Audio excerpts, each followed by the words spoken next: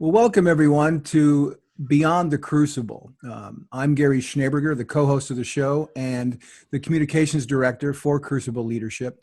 And you have hit play. You have, we hope, hit subscribe to a podcast that talks about our crucible experiences. Those are those moments in life, those failures, setbacks, those painful things that can happen in our lives that can change the trajectory of our lives, can really lead us to places where we sometimes don't feel like moving on.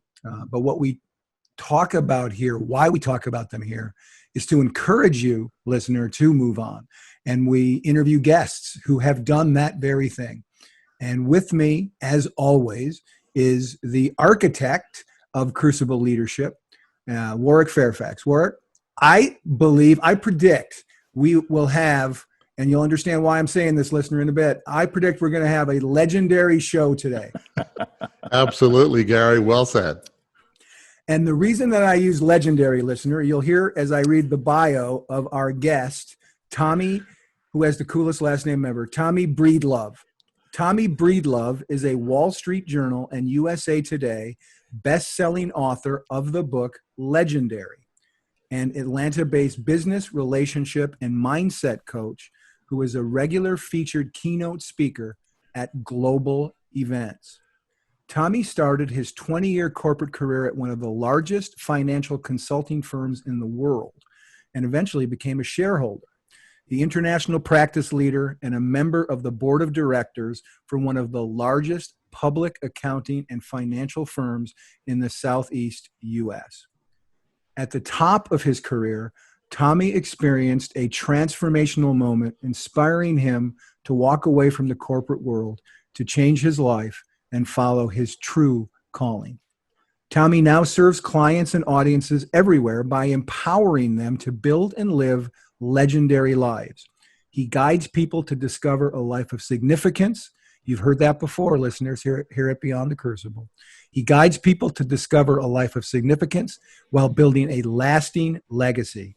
The simple tools he shares shows them how to work in their zone of brilliance, obtain financial freedom, and live with meaning and balance. The goal is to help everybody to become the person they've always wanted to be.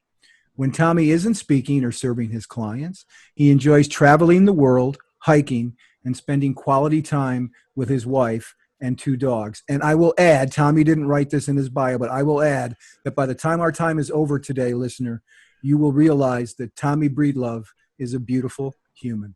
Oh, yes.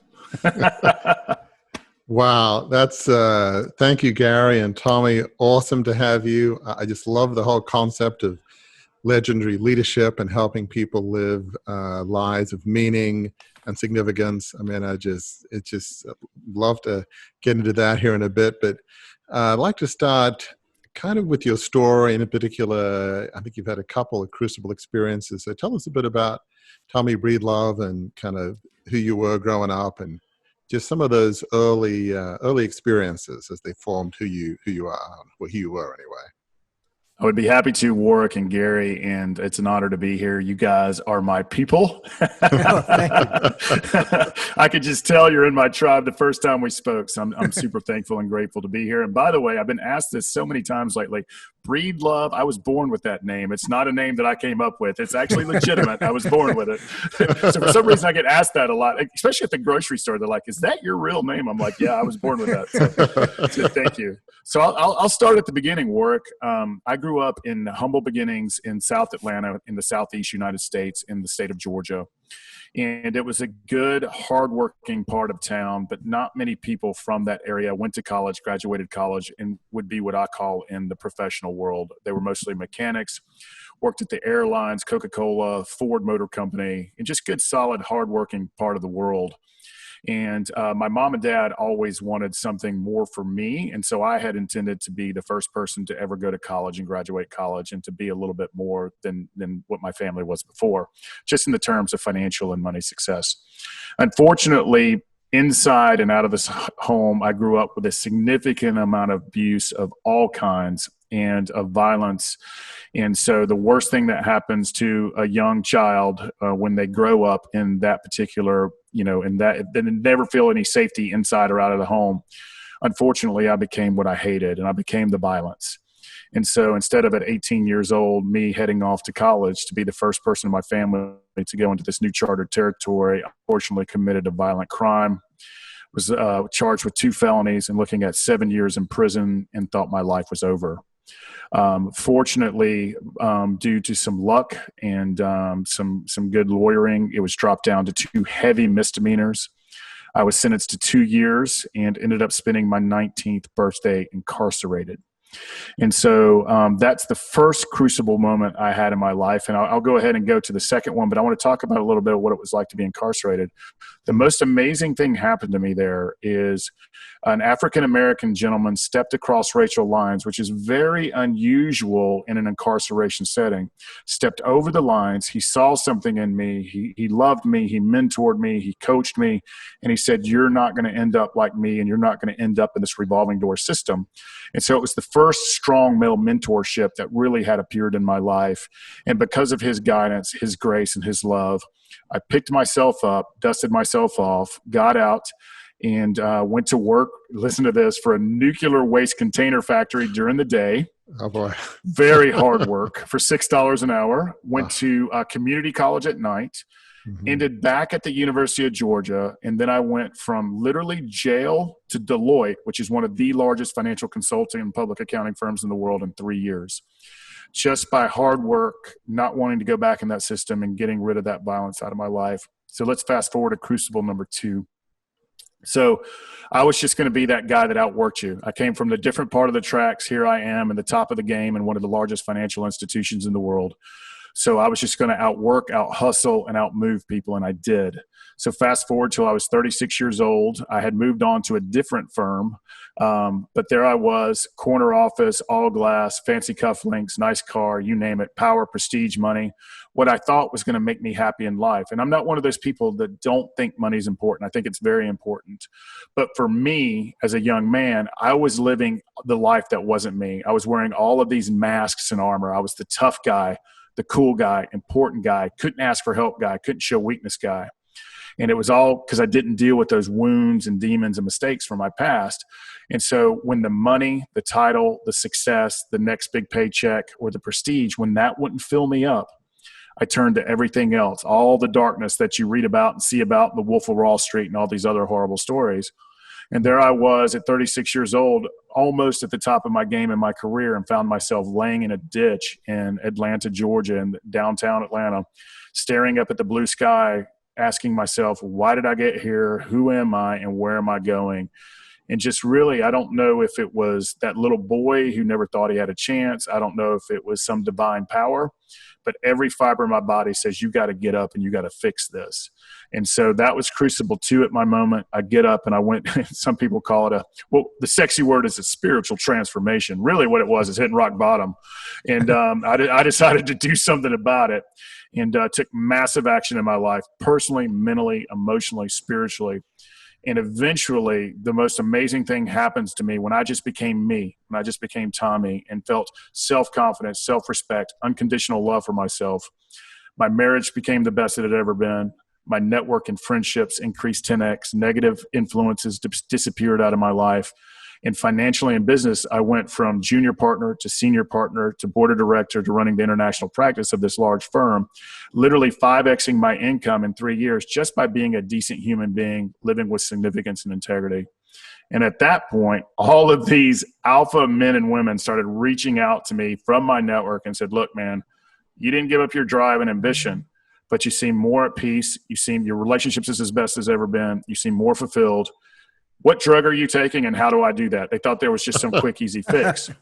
And by about the 20th person, I realized this is my calling, this is my career. So I decided to walk away from the game and do one-on-one business, relationship and mindset coaching. I run retreats, I run masterminds, do a lot of public speaking. And eventually the tools and systems that I found that changed my life, that I've seen change countless of others, really, really from a state of making them the best human they could possibly be.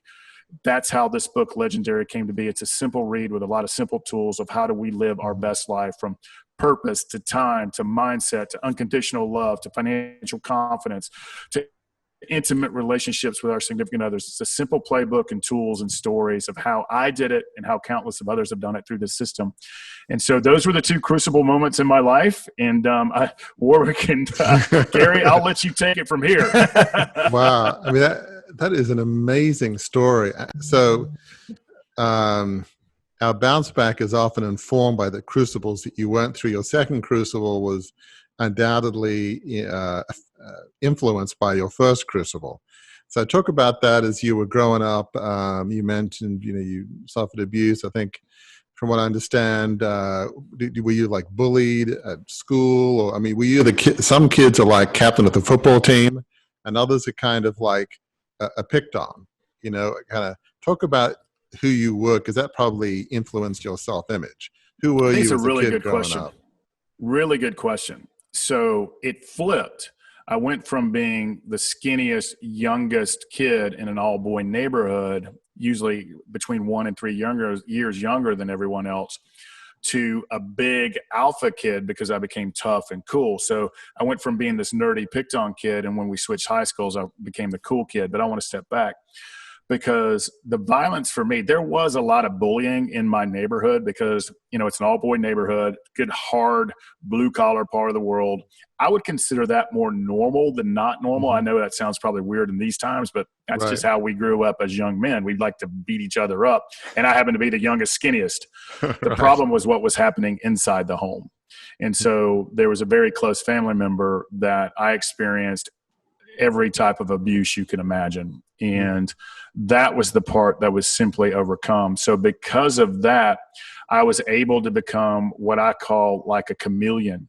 Like if I was around the cool kids, I could become the cool kids. If I was around the nerdy kids, I could become a nerdy kid. I could literally, from a humor to a fun to again, wearing all this armor just to survive, I became that kid. So I went from being the nerdy picked on kid in the neighborhood.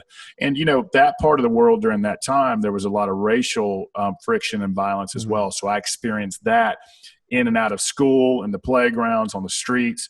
And so that made it very difficult. And what I was told way later in life is I never felt this sense of safety. But I never dealt with those wounds and those insecurities and those fears that come up for you. And we all have them. We've all have our mistakes. We all have our wounds. We've all had things done to us, some more extreme than others, but they're all very real and they all change us. So fast forward to high school when I became the cool kid. And even, at school, I probably looked like I had it going on, but I started running with the wrong kids at night. More violent kids, more kids getting into alcohol and drugs. And then they started carrying guns. And then we were fighting. And I was very thankful that I committed that violence. I wasn't thankful that I hurt someone, but I was very thankful that it happened when it happened, because it changed my life, because I would have probably ended up in a ditch and dead if I would have kept running with the same crew that I was running with. So listening to your story, I just wonder, who was a young Tommy Breedlove? I would imagine abuse, it maybe just robs you of your soul, of who am I as a person. And it's like, when you put on masks, sometimes it's like, well, who was the real Tommy beneath the mask? Did you even know who you were as a young kid or as an adolescent? Yeah, it's a great question. And it's interesting. I'm going to fast forward and then come back to the question. It's once I hit college and into my professional financial consulting and public accounting career, it was like my childhood didn't exist. I guess it was this unconscious middle block that it went away. I never talked about it. I never addressed it. I never talked about my childhood or the friends. And so it became this unconscious middle block or wall or armor, because I didn't want to deal with that. I'm just moving forward now.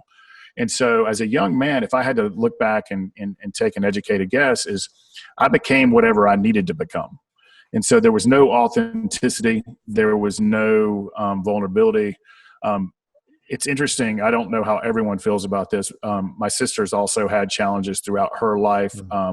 It's interesting how we've dealt with them. She simply is, in my opinion, in denial. She says those things didn't exist. Those didn't happen. But if you look at the trend of our lives and how unproductive and the mistakes that we've made, they tend to tell her, like, she experienced the same thing I did. And so, but she just never chose to deal with them like in the way that I dealt with them. And so for me, I think it was because I became whatever I needed to become, whether it was at home, whether it was on the street, whether it was at school. I just needed to fit in, and I needed to be liked, because I know if I didn't fit in and I wasn't liked, the consequences were horrific, if not severe. And I think, regardless of the type of abuse that you experience, I think the worst is what gets down in your soul, into your emotional. And when you start believing, and I'm going to say something pretty harsh here, so forgive your audience. I hope this doesn't come across, but it's true. When you're told you're a piece of shit as a young puppy and you start believing it, there's nothing more soul sucking. So you do everything in your power with your mask and your armor to prove you're not that. But deep down in your soul and spine, you do believe that's who you are. And it creates a really tough thing to overcome when you at your core have been told and taught and it beat into you at a young age. It's really hard to overcome that. Is it safe to say, Tommy, based on what you just said, that you don't know who you really are? You're wearing masks all the time. Is it safe to say that guy who wore the cufflinks in the corner office, that was part of a mask? That was a different mask? Yeah, totally.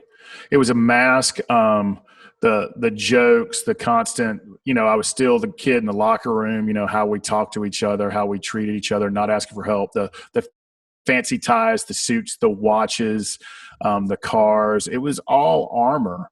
It was all shiny things. It was literally that little boy saying, see me, hear me, love me, and I'm valuable and I'm important. See how fancy I am. See how cool I am. See how big my office is. Oh, look, I have a TV hanging from the ceiling. Oh, look, here's my title. And if I would have been, someone who had a lot of self-confidence, self-respect, those things would have been like, hey, I earned these. But for me, it was a mask. It was just simply tools to make me hopefully feel better. The problem is they would only make me feel better for a second. I mean, there's sadly, some really important lessons. I mean, and the tragedy is whether it's the abuse of being told that you're worthless, it robs you of your soul. It robs you of your individuality. If somebody had said back then, who was the real Tommy, you might have said, yeah, I have no idea. I don't know. I mean, if you gave truth serum so that you didn't just joke about it and just, fob it off or something. And for any individual to say they don't know who they truly are, and that's just, it robs you of your soul, of your individuality. And we obviously grew up radically different. As listeners will know, I grew up in a wealthy family media business in Australia, which couldn't be more different. But yet, not quite the same as you. I've had close family members at times say, yep, you're wonderful. Other times you're kind of worthless or somewhere along those lines. And certainly in that environment, who you were as an individual was irrelevant. It's like, okay, there's a goal. You have to run this 150-year-old, several thousand person organization. And there's a person you have to be, therefore equip yourself to be that person. So what mask do you need? In my case, it was the corporate mask. So Oxford, Wall Street, Harvard Business School, off you go. So what I wanted to do as an individual, which we'll talk about later in terms of, your passion and your design and your skills, totally irrelevant. So even though we couldn't have grown up more different, that sense of, I don't know who I am, it's a terrible, terrible feeling. And so, again, obviously, I don't know your family, but I think at the risk of offering a value judgment, I think you've chosen the better course. Indeed. About the family members, because, it's easy to say, oh, I'm not going to deal with it. If you don't deal with it, it's like this chain around your neck your whole life. And so I'm sure it wasn't easy to get through it, but I'm sure you have a much better idea now of who Tommy Breedlove is than you did when you were a kid, right? Yeah, absolutely. And I want to say this, Warwick, and it's interesting to say, the consequences were almost my life twice, literally, right. Whether it would have been in a jail cell and who knows what happens to that, or a revolving door system into the penal code, or just flat losing my life at 37. So it came at severe consequences. I think you brought up a good point. I don't know how this happened, but I'm thankful it happened. It's interesting the way you were growing up. two things have fallen in my lap. I have my general coaching mindset relationship, but I also have these niche practices that I don't really advertise because these people don't like you to advertise. It's legacy wealth families, as well as celebrities and celebrity adolescent kids have fallen in my lap. And it doesn't mean that the pressures, the shadows that you have to live in, the almost unreal expectations and pressures from family that they put on themselves, and with those responsibilities and those pressures come real challenges, real insecurities, real fears, but we can't ever let them see you sweat. And so I hear this on a regular basis, it doesn't, and I want to say this for anyone listening, it doesn't matter where you come from or what your story is. We all have our story. We all have our wounds. We all have our mistakes. We all have our fears, and we all have our insecurities, and they're all very real. They are all very relevant, and we can't compare and compete ourselves to others because our story is ours. And if you asked 1 million people to put their mistakes and tragedy and wounds into a pile and go pick them back up, pick up someone else's, they won't pick up someone else's because we know our wounds, right? But it doesn't make them any less. It doesn't make them any more unimportant. But I want people to hear this too, is that you're not alone. You're not alone. You're not alone in your fears, your insecurity, your wounds. And it's never too late to stop living that story that we've been telling ourselves and start living our lives. So I do want to put some hope out there as well. No, I think that's well said. I want to get to legendary leadership here in a moment, but just to fast forward to the second crucible, there's a lot of folks out there, a lot of listeners that they want to be successful. And like you, there's nothing wrong with being successful. Yeah. But it part depends how you define success. Nothing wrong with having money. Money brings freedom. It enables you to have nice vacations. I remember back when we could actually go outside our homes because we're living in the coronavirus world, at least as we were recording this. A bit over a year ago, my daughter was working. I had 3 kids in their 20s. My daughter's working in Australia.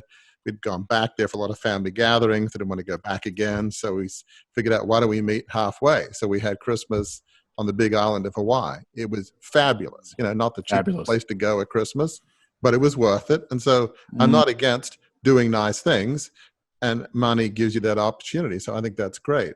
But as you say, money in of itself doesn't satisfy. It gives you the opportunities to enjoy things and to help. But so here you were growing up in more of a blue-collar background. You're working hard. You've gone through some tough times earlier, and you were making it. You were hitting every hurdle. You're doing incredible things.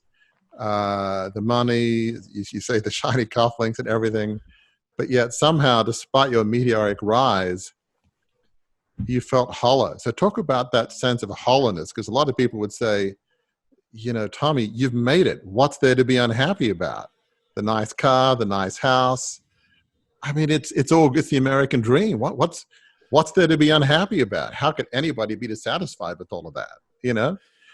So, yeah, I think you make some really good points. Let's start with I want to recap what you said. And so I think money is it's important, and especially for those of us who want to make massive positive impact in the world, the more money we have, the more impact we can make. And I think it's super important, but it's also a ridiculously powerful magnifying glass.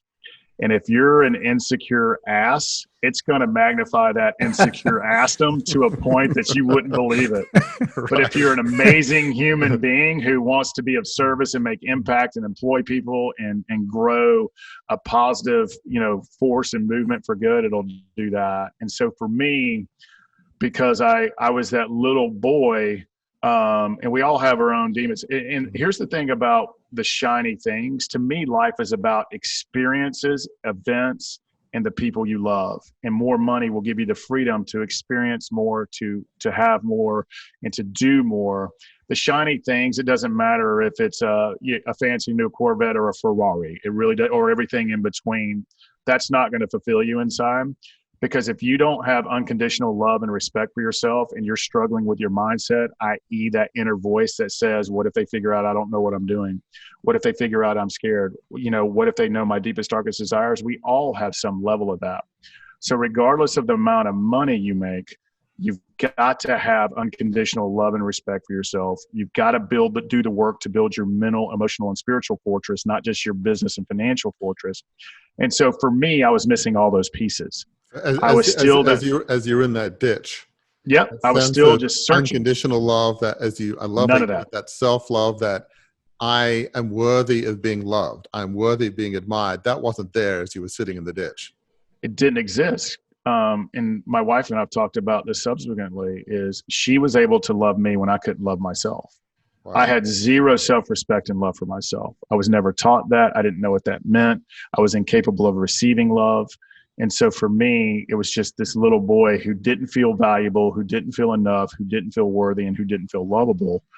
And it was up to me to rewire my heart, my brain, and my soul, so that develop that self-confidence to start mastering that mindset. And so that little boy still was just screaming in all the wrong ways, just trying to be the tough guy, cool guy, important guy, sexy guy, funny guy, whatever mask I wanted to wear. And it was never going to be enough. And that's what put me in the ditch. How did you, I mean, it's easy to say, believe in yourself, love yourself, give back to others, but how did you flip that switch? Because that was years in the making, years of pain, trauma, abuse, maybe some mistakes. How did you change that mindset? Because that ditch seems like it was a pivotal moment in your life, maybe the pivotal moment. How did you flip that switch? So when you actually could think, maybe my wife loves me, and you know what? I'm worthy of her loving me. I'm worthy of family and friends admiring me. How did you flip that switch?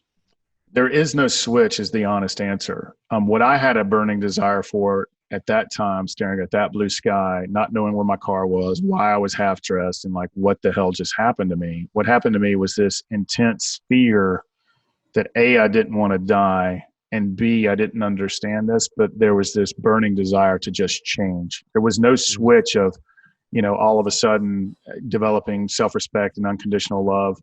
And I say this all the time, and I'll tell you exactly how I did it. I say this all the time, is we need to keep ourselves in physical shape. And we've got to do that. We go walk, we exercise, we lift weights, we play basketball, whatever we do.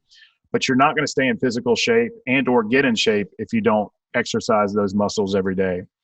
And so your heart muscles, your self-respect muscles, your mind muscles, they're muscles as well. And you've got to nurture them, work on them, and flex them every single day so that you build that mental and emotional fortress. So that in times like that we're in right now, this COVID virus hit, or family deaths hit, or tragedy hits, or business failures hit, that you will be ready, willing, and step in, and you'll have the self-confidence and courage to lean in. And so it didn't happen for me overnight because I hadn't flexed any of those muscles. I just had a fear and a burning desire to change. And so it looks like Gary's dying to say something, so I want to stop. Well, no. Yeah. I can sense the conversation is about to turn to how you did indeed bounce back. And one of the things that was so beautiful for me in your book, and I'll hold it up here for folks who are watching on YouTube, you can see it right there, was this idea, because it's so simple and yet so powerful. And I think it probably, and I'd love to hear your reaction to it when I say it and ask you the question, is probably very instrumental in your bounce back from that ditch. And that's the purpose formula that you draft in your book, right? How do we find our purpose? And this is the purpose, listeners, that, or the purpose formula that Tommy prescribes in his book, Legendary. Pretty simple. The purpose formula is we love it, plus we are talented at it, plus the world needs it. Add those three things together, and that equals our purpose. How was, even if you hadn't, made the formula in your head yet, how was coming to that realization instrumental in getting you figuratively and literally out of that ditch? Yeah. So for me, the truth and the transparent answer is I didn't find my purpose for another 3 years. And thus, because my life transformed, I started developing my mind muscles, my heart muscles, etc. When I got to the top of the game and knew if I stayed in this world that I would have 8 figures in the bank account when I retired, but I wouldn't be happy and fulfilled. That's why I knew I had to leave at the top of the game, because I knew I was so conscious and so aware and had done so much work with coaches, mentors, myself. I knew that I wasn't working in my purpose and I would never be fulfilled or happy. That's the moment that I knew that I got to use my God-given talents. All of these people were reaching out to me, these ambitious, driven professionals. Hey, I don't want to give up my ambition or drive. I want to be financially confident, but I want to have better relationships with my family and friends. I want to have a better network. I want to cultivate unconditional love. I want to be the master of my mindset. So my purpose fell into my lap by doing all of these right things. But that's the reason I left the financial world, is because I knew it wasn't my calling. I knew it was starting to suck out my soul, and the money would never fulfill and make me happy. So it took great courage and great fortitude to walk away from that kind of paycheck and distributions every month. But I knew I had to do it because it was bigger than me, and I was going to use my God-given talents and things I enjoy. I'm telling you, when I'm talking on a podcast or on a stage or doing a retreat or doing one-on-one coaching, I am not more fulfilled. Time literally stops because I love it. I love seeing people realize the best of themselves. And so I didn't have that in the financial world, and there was no amount of money that was going to fulfill me. And so I didn't find it until later. And here's something I believe about purpose, and I want everyone to hear this. Every single human being on earth has a purpose, and that purpose changes depending on the season of our lives. But every one of us, until our last breath on this beautiful planet, has a purpose. It's just for us, and it's an art and science to find it, but the simple formula is this: you're super good at it. And if you don't know what you're super good at, go ask your closest friends and network and family. They'll tell you what you're super good at. You enjoy doing it, and whatever you believe the planet, your friends, your community, or whatever this world needs, you use those two things to go do something bigger than yourself, to serve, for lack of a better word. That's where you find fulfillment. And it can be inside of the career or outside the career. So I just wanted to say that I didn't find my purpose in that ditch. I knew, however, I was meant for something great. I didn't realize why I was still on this planet. I was like, all the things I'd done and been through, I'm like, there's no reason I'm still here. So I've got to trust that. So I got to go find it. And so that was part of my journey. And that's not altogether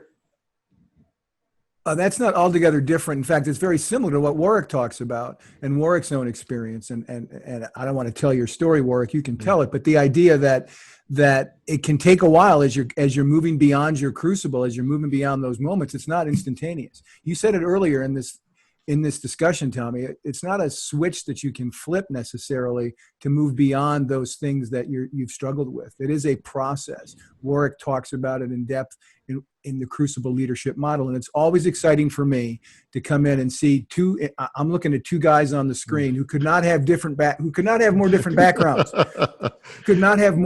backgrounds, and yet, and more different experiences, but the emotions of what you went through and the way that you bit by bit reclaimed your sense of purpose in both of your cases is inspirational. And I hope that's what listeners get from this, is that you don't have to be Tommy and go through the things he went through. You don't have to be Warwick and go through the things he went through. The emotions of how they processed what they went through, that's the formula for getting you beyond. Sorry, Warwick, I cut you off. Yeah, no worry. No, it's all good. No, it's, I love what you're talking about, Tommy.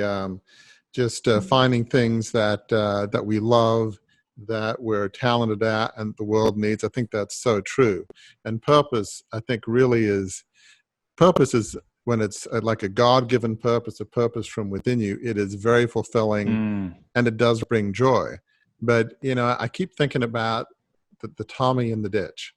And you made a decision. You didn't really have all this figured out. I mean, I didn't, when I was trying to claw my way back, I didn't have the whole Crucible Leadership model figured out. That kind of stuff comes afterwards as you look back.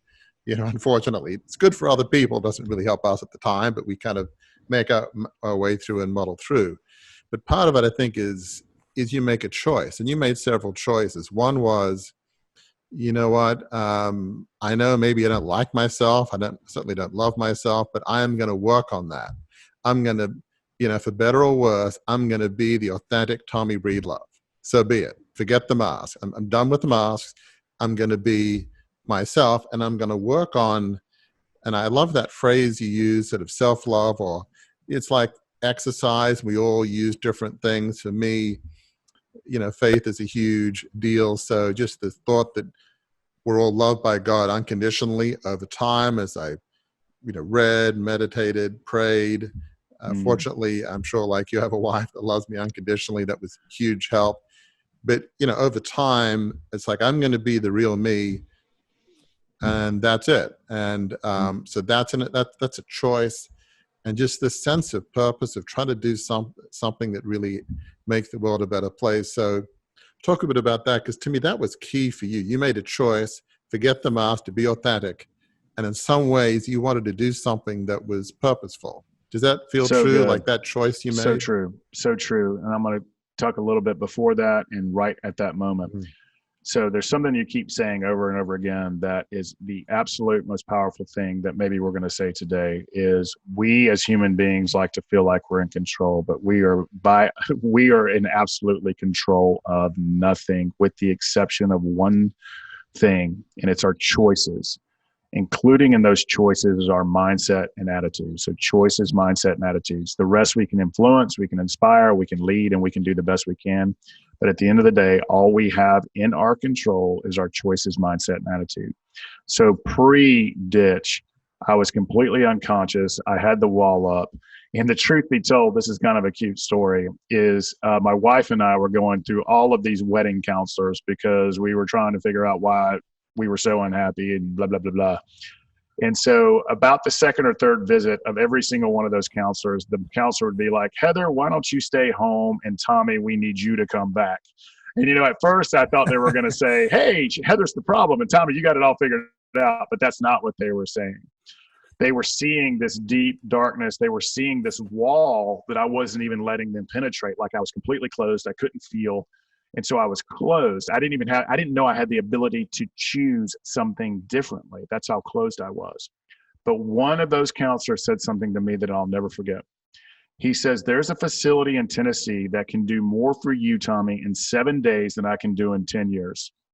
And when I woke up in that ditch, I remembered that. And I made the choice to listen to a man who's in this profession, go to this place in Tennessee where they cut me open for 4 days and 30 others. I knew I wasn't alone. I could feel again. They let me know that, hey, this is going to be okay. And then they gave me 3 days of tools to put it all back together. And that was my catalyst to start participating in my own rescue, investing in myself, and making me, my mindset, my emotional, my spiritual, my physical life, my number one priority so that I could serve others better. And so I finally knew I could choose. And the first choice I made was to listen to that guy, because I hadn't listened to him for 4 years before, and say, hey, there's something out there that can help me find who I am. And it's called the Living Center. I'm going to give them a prop. They give me nothing. It's a living centered program at a place called On-Site Workshops right outside of Nashville, Tennessee. And that 7-day program was the catalyst for me becoming the man, human, and person I am today. That's awesome. I mean, that's, I keep reflecting on that phrase, investing in yourself, which sounds self-centered, but it's really not. It's in a sense other-centered. I mean, I'm sure your wife and those who know you are very grateful that, you've invested in yourself. And it's sort of, it's almost denying, those negative voices never quite go away. It's a bit like exercise. Hey, I worked out in the gym yesterday. I'm good for the next 6 months. No, life's not like all. That. Same as spiritual and emotional, because there are that voice, that one that said, hey, Tommy, you're worthless. Bad moments, that never goes away. Totally. Loud. It's like, okay, I hear that voice. I'm not going to let you gain traction. Okay.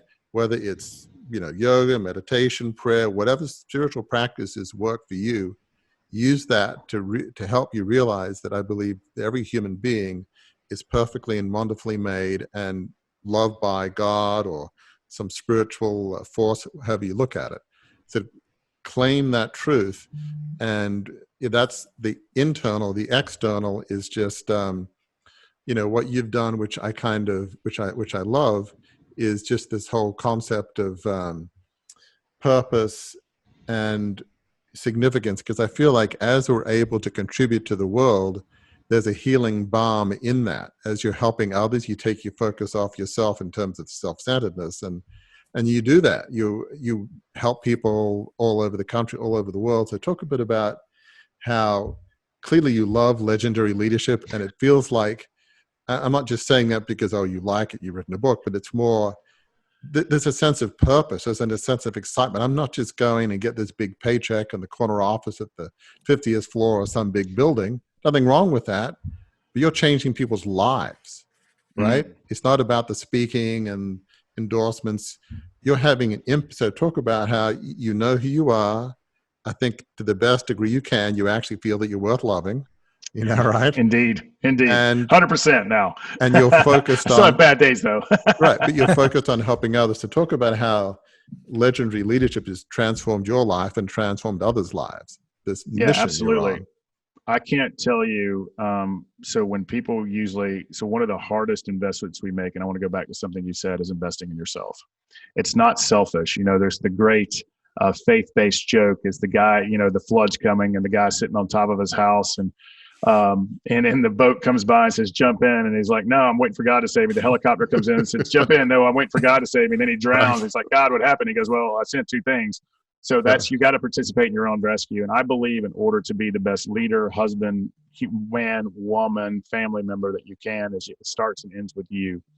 And so I'm very rigid. For me, living a life of significance and purpose and serving is about every day getting up, making sure I have my gratitude exercises, my physical exercises, my meditation, my daily readings, my prayers. I literally spend 90 minutes to 2 hours every day working on myself, my fortress, in order so I can serve and love people to my fullest.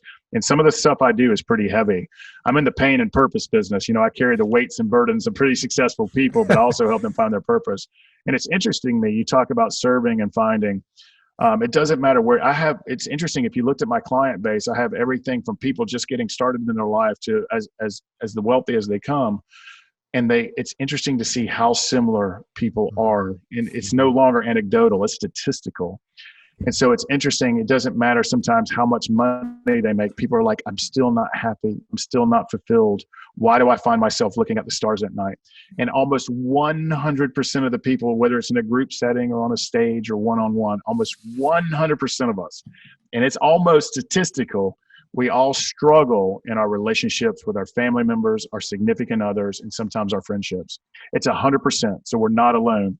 And so for me, building and living a legendary life is doing the best we can every single day. And I'm going to give you some of the things that it includes. And these are things that I believe deep down inside. And this book is all about simple tactics, great stories, and easy, actionable things that you can do in the following categories. And to me, you can't overwhelm yourself and start on all of them. You got to start simple, dream big, start small, but just start daily exercising these different parts of your mind, heart, soul. And so for me, it begins and ends with purpose.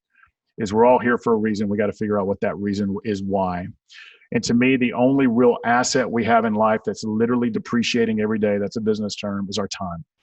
And so how do we reconquer our time, and how do we prioritize our time to do the best we can? I believe that financial freedom and confidence is as important as it can, especially in the Western world. It helps us make impact. It helps us experience life, and it helps us have freedoms we wouldn't have.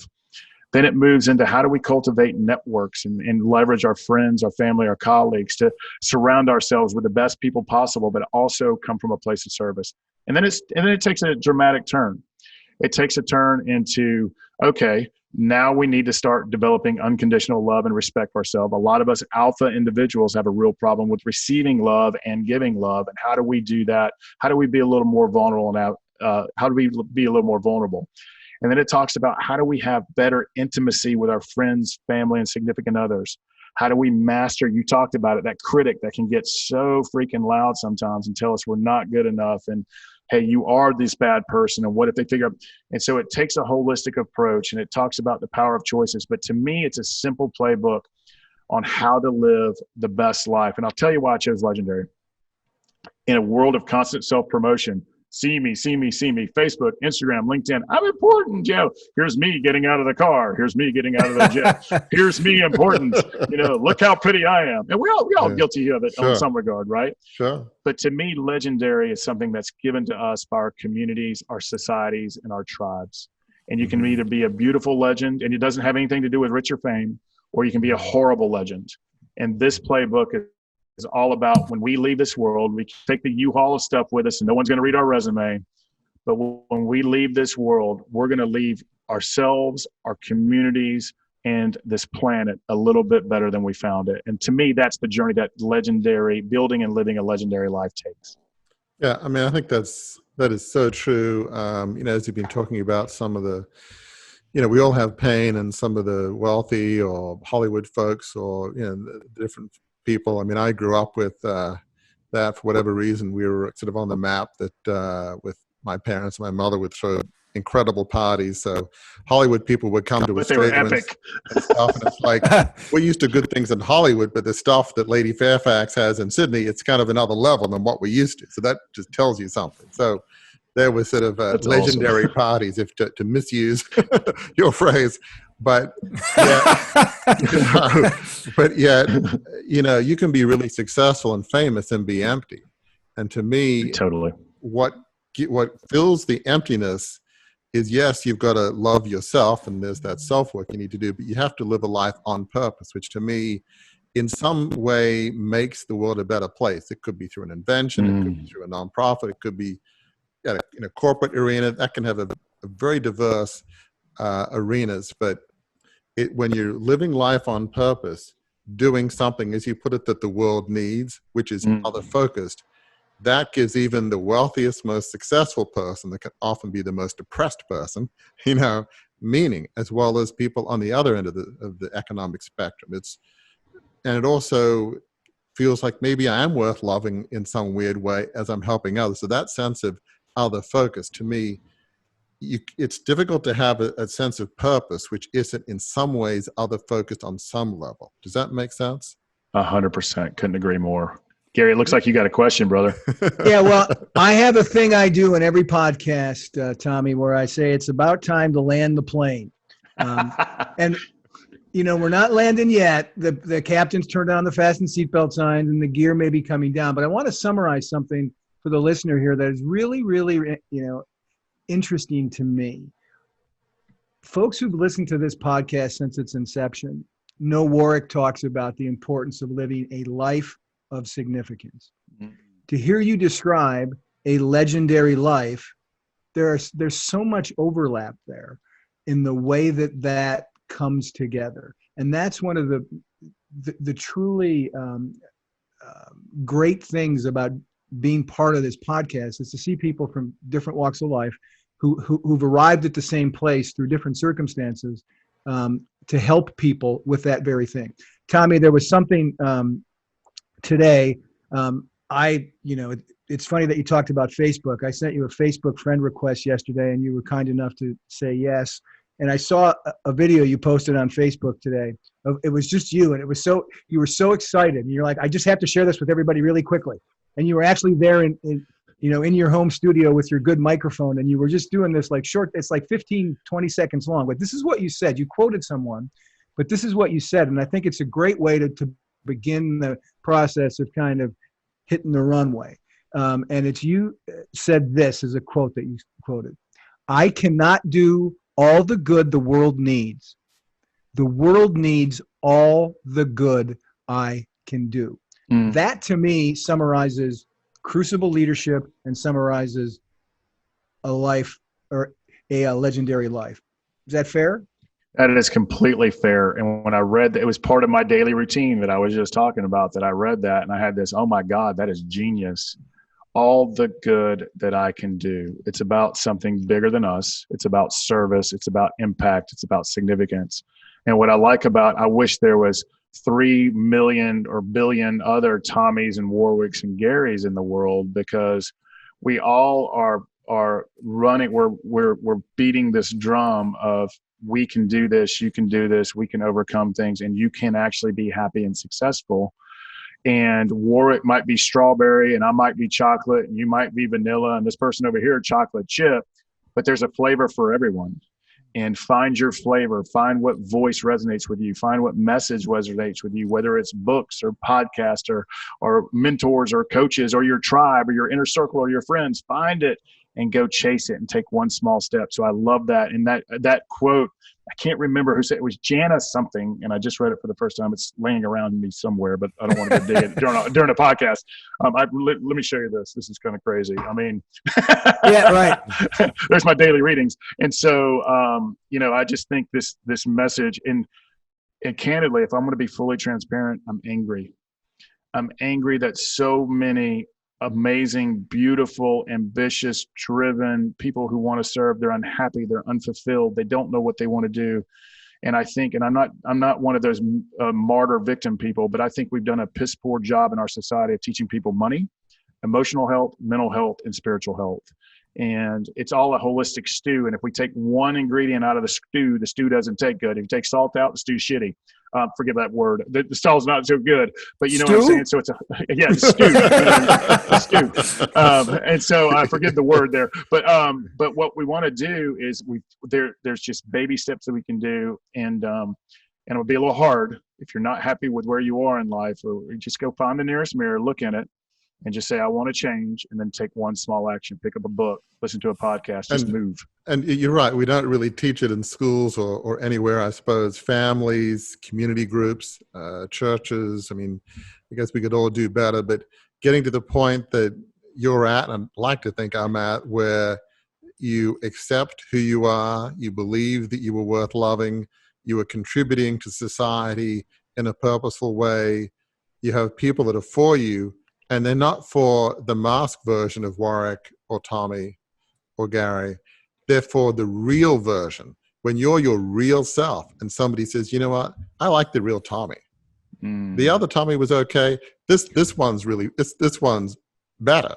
It's really you.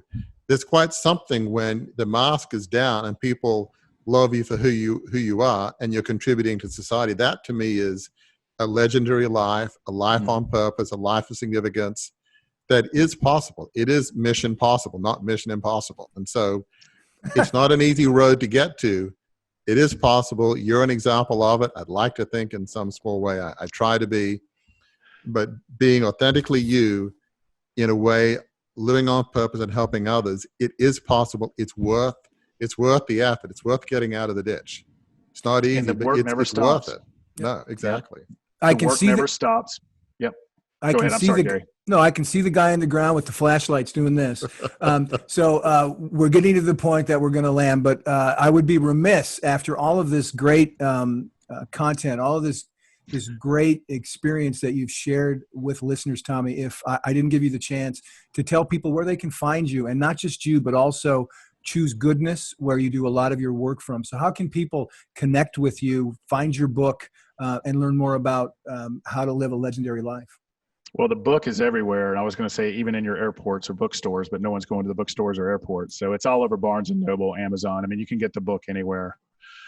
Because of what's happening in the world right now with COVID, if you go to tommybreedlove.com/gifts, the first thing I give you is my purpose statement about here is my purpose right now during this season of my life, and the formula and a blank page for you to work your own, as well as my legendary life plan, what we talked about, my daily routine to help me be the best person possible to hopefully build theirs. What we've added to that is the financial confidence and freedom chapter, as well as the mastering your mindset chapter for free, because I think there's undercurrent of fear, insecurity. What am I going to do with my money? And so these two chapters are so vitally important, and I also share my story. So you get the preface as well.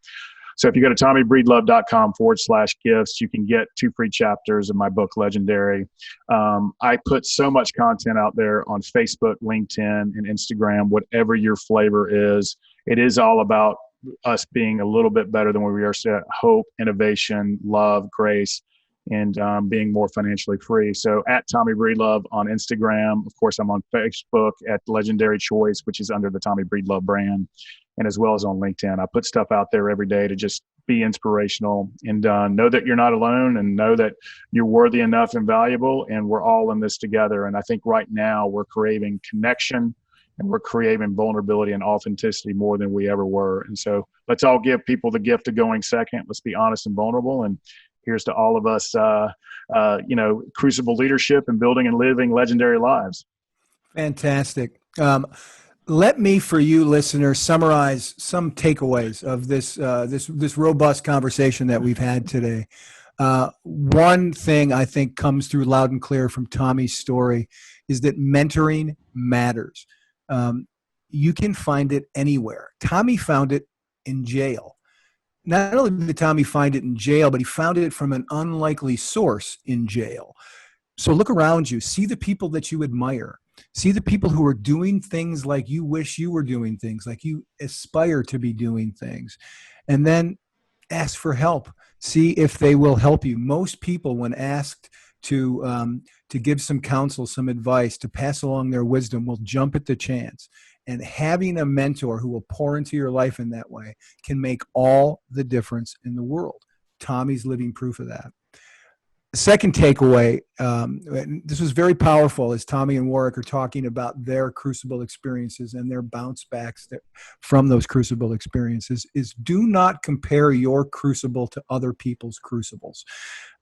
Your worst pain, your worst setback is just that, your worst pain and your worst setback. Tommy gave a great example of if we took all of our crucibles and threw them in a bucket and then everybody went to pick them out, we wouldn't pick out other people's, we pick out our own because that's our worst pain. So, that's what you have to find your way back from, is your worst pain. And to paraphrase the title of the podcast, that's where moving beyond your crucible begins, by digging into your pain and learning the lessons of it. And then I think the last thing that we can take away from this is find your purpose. Tommy has a great formula for how to do that. It is, we love it. We're talented at it. The world needs it. That equals our purpose. And the other important point there, both for Warwick in his life and Tommy in his life, is that it may not happen immediately. It probably won't happen immediately after your crucible, but you do have a purpose. And even if it doesn't happen immediately, keep after it, because the world needs your purpose and the world needs you. Thank you, listener, for spending time with us today on Beyond the Crucible. You can do us a little bit of a favor by, on the app that you're listening to right now, click subscribe. That will ensure that you never miss conversations like this one we had with Tommy Breedlove today. And it'll also help us make sure more people get a chance to hear the insights that Tommy has to offer on how to confront a crucible, learn from a crucible, and bounce back from a crucible. If you'd like to learn more about Crucible Leadership and the resources that we offer, you can visit us on the web at crucibleleadership.com. So until the next time that we're all together, thank you truly for joining us here on Beyond the Crucible. And I'm going to steal a word from Tommy and say, you're all beautiful humans. And remember that your crucible experiences are not the end of your story. It wasn't the end of Tommy's story. You already know it's not the end of Warwick's story. It's not the end of your story either. If you dig in, you learn the lessons from them, you apply those lessons, and you push yourself to live life on purpose, as Warwick says, can be not the last chapter of your book. It can be the next chapter, the best chapter, because where it leads is to a life of significance.